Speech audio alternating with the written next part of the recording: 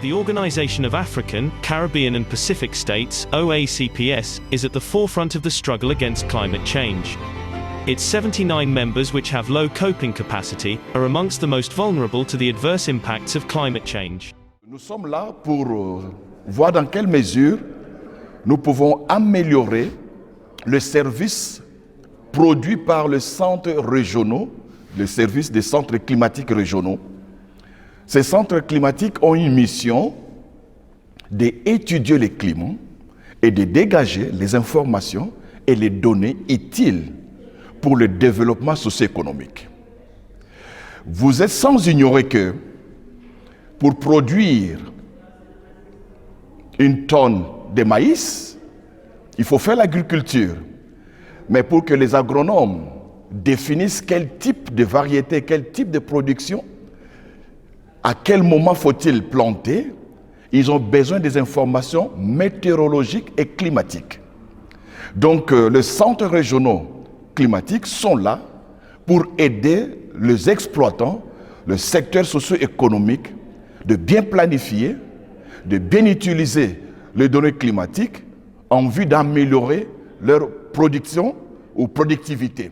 Qu'est-ce que nous avons ici dans le programme CLIMSA? D'abord, comme son objectif, c'est de renforcer les capacités des centres régionaux à produire une information fiable, crédible, utile pour les usagers, en tenant compte de l'évolution scientifique, de la connaissance du milieu, du climat en général. CLIMSA, en abrégé, a comme finalité le développement durable et la construction d'une société résiliente aux chocs climatiques. Quand nous brûlons nos savanes, nos forêts pour l'ouverture des cultures, toutes ces activités, tant industrielles, humaines, contribuent à augmenter la température. Alors, le service climatique vient à point nommé pour aider les communautés à savoir quel type d'informations que nous avons besoin pour planifier nos activités socio-économiques. Quel type d'informations que nous avons besoin pour améliorer notre productivité. Quel type d'informations nous avons pour nous prévenir des catastrophes. Les prévisions climatiques existent. Si par exemple nous disons que la culture ou la saison prochaine sera plus abondante, les agronomes peuvent choisir, ou les agriculteurs, les types de semences qu'ils doivent utiliser. Ils doivent cultiver la variété à fort potentiel en rendement. Ils doivent choisir à maximiser l'utilisation des intrants agricoles comme les engrais.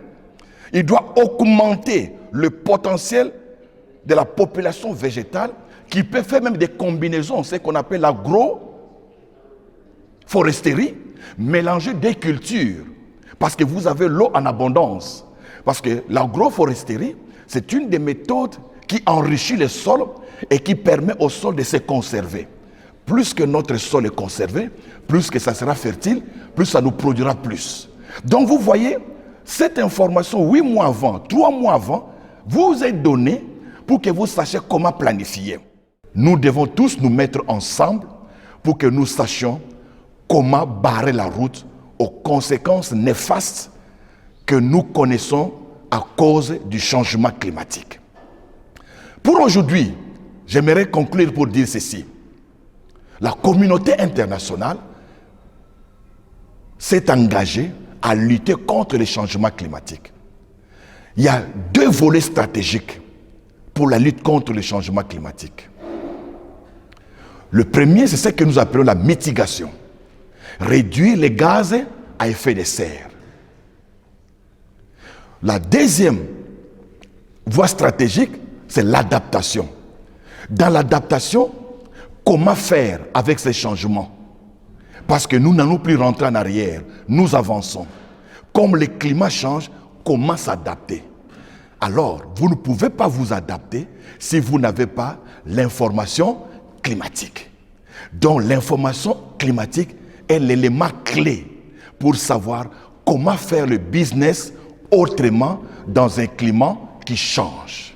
Au rendez-vous, à nos activités, à notre page web, pour que vous sachiez quelle information que vous avez besoin pour faire le business autrement.